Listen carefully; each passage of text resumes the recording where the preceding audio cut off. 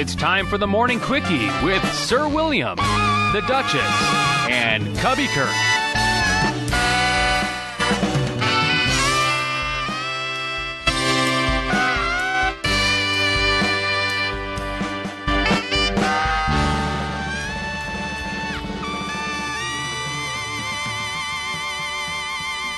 Good day, it's me, the Duchess, and I have with me none other than the one, the only, Sir William. I'm here. Do you have the news?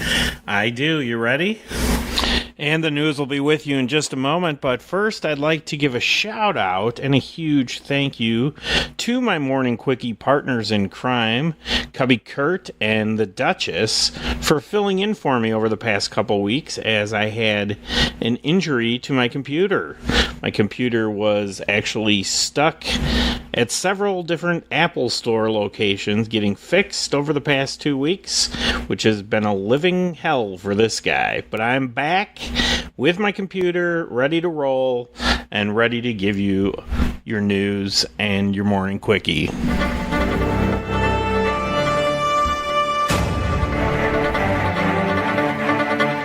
Everybody get ready for the most influential man in the world. This guy. I don't know what you're talking about. That guy. You better get that checked out. Our guy. That is totally false. Bill has saved lives just by asking, if your friends jumped off the bridge, would you? There's been multiple fertility clinics asking Bill for his help, because if he did, they believe the world would be a better place. Everybody get ready for this guy. That guy, our guy, the most influential man in the world, Bill Guerin.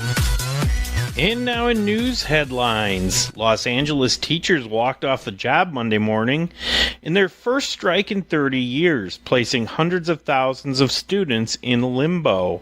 About 31,000 members of the teachers union had agreed to walk out to try to win smaller class size, more support staff and at schools, and better pay.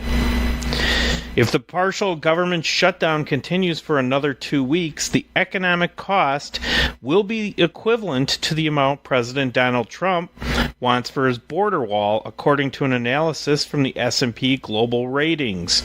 The U.S. economy lost $3.6 billion by the end of the day Friday because of the government shutdown, according to the report. As of Saturday, the current partial shutdown is now the longest in U.S. history.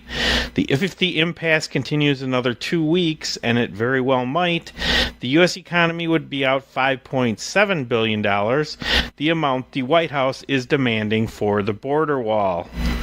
And in local news, for Dr. Barbara Hanick, the nightmare began with an early morning call about a kennel fire near West Chicago. In the chaotic hours that followed, the veterinarian administrator at the DuPage County Animal Services would learn that at least 31 dogs died in the blaze at D&D Kennels, but that after roughly 30 others were saved by a quick-acting sheriff's deputy and firefighters who braved flames and smoke to rescue the animals. 23 of the dogs were brought to her shelter in Wheaton with a variety of injuries, mostly burns, cuts, and bites. It was a nightmare for first responders, too, who found some of the dogs tied, caged, or loose in the kennel at 2 North 441 County Farm Road, but couldn't reach those on the top floor of the 2-story building because of the fire's intensity. And a 25-year-old Lake in the Hills man who fled from police after attacking a woman he knew and injuring her cat is wanted on several charges, police said.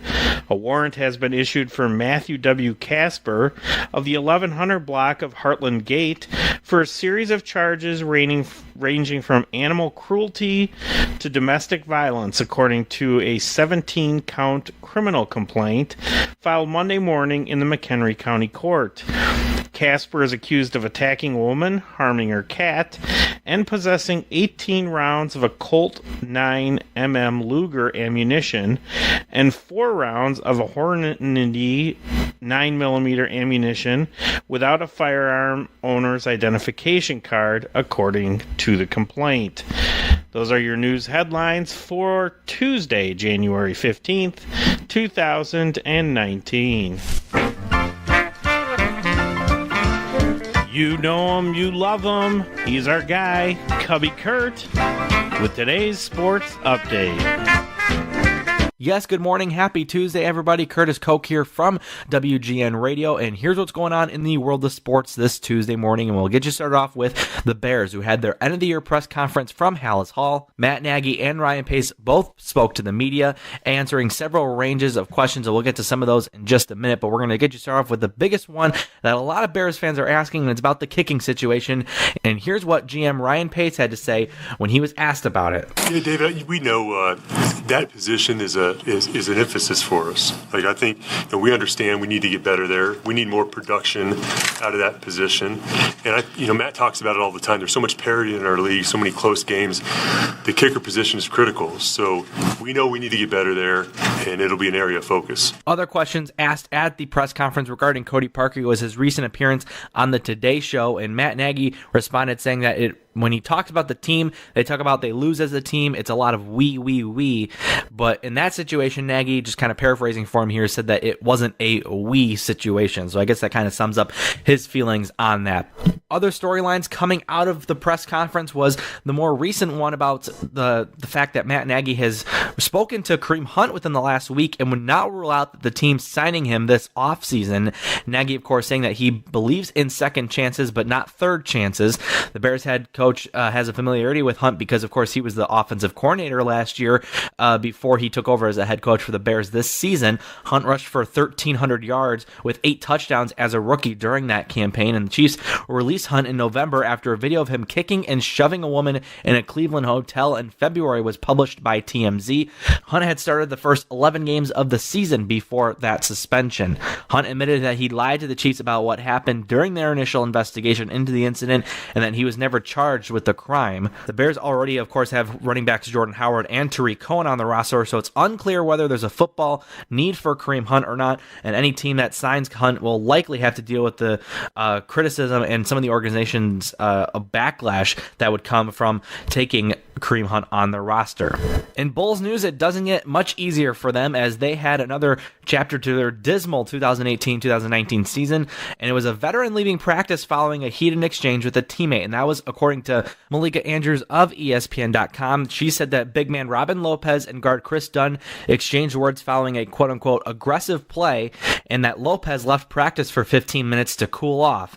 The Bulls, of course, they have a game tonight in Los Angeles. They'll be taking on the Lakers at 9:30 p.m. You can catch that game on SPEC, NBA TV, and WGN TV. And in hockey, the Blackhawks had a rough night in New Jersey. They scored 5 goals, which you might normally think would allow them to get a win, including 2 from Patrick Kane and 2 assists from number 88 with 4 points on the night, but they lost to the Devils 8-5. 5 goals in the second period from the Devils was enough to edge the Blackhawks. Cam Ward allowing 6 of those 8 goals. Colin Delia came in relief and allowed 1 on his own. The other one was an empty netter. But of course, a rough night for the Blackhawks on the ice in which Brent Seabrook, Brandon Saad, Dominic Cahoon, and Patrick Kane all scored for the Hawks. If you're going to Cubs convention, you will have a lot of fun, as I did last year, but there are going to be some big names that won't be there, including most notably Addison Russell. He won't be at Cubs convention this weekend. Other players that aren't expected to attend the 3-day fan festival at the Sheraton Grand Chicago, which is beginning this Friday at 6 p.m., includes first baseman Anthony Rizzo, who is most likely on a honeymoon right now since he got married during the offseason. Right-hander Tyler Chatwood and left-hander John Lester are all skipping. Russell is currently serving a 40-game suspension stemming from an investigation by Major League Baseball into physical and emotional abuse allegations made by his ex-wife Melissa Wrighty.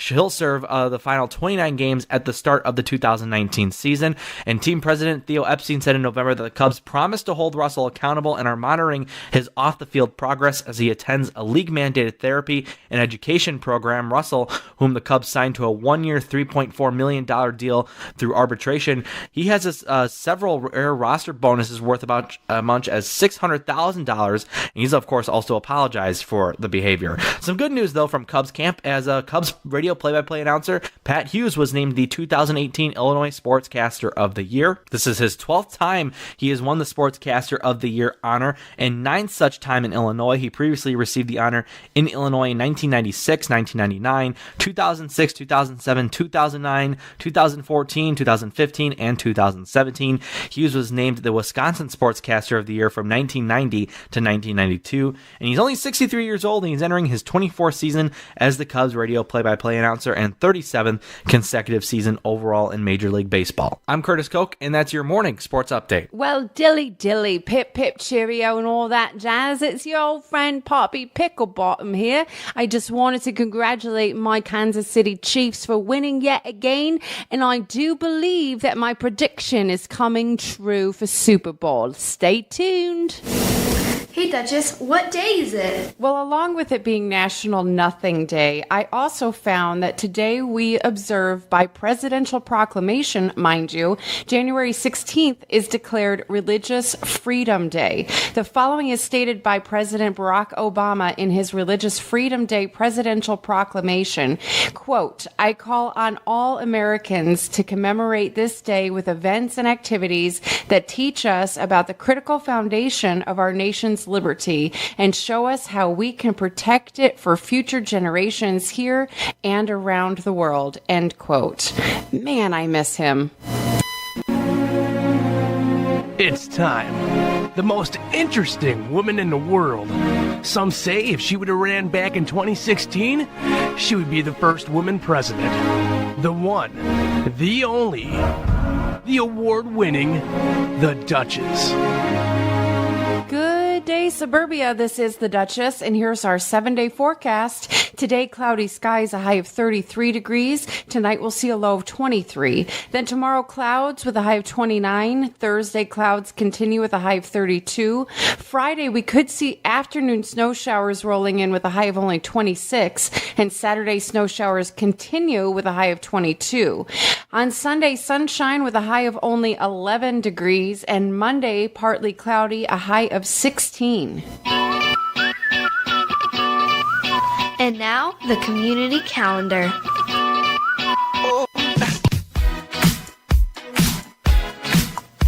I love bringing us the community calendar. If you'd like me to announce something that's happening in our area, or maybe you have a special birthday or anniversary or even congratulations, hit me up on social media or email me at theduchess1015@gmail.com.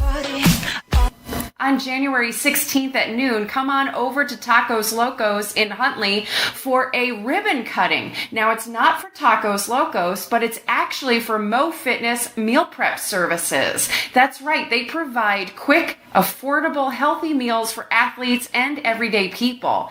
Each of their meal plans utilizes superfoods such as quinoa, chia seeds, kale, and pink Himalayan salt. This sounds like it's right up Duchess Fit Alley, okay? So meet me over there January 16th at noon and learn more about Mo Fitness meal prep. Again, Tacos Locos is located at 12132 right here in Huntley on Route 47. See you there. Attention, I have an announcement to make.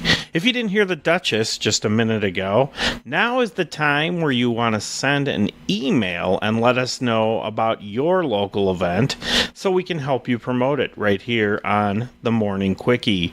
Just send an email to theduchess1015@gmail.com and we'll be sure to get your event on the air.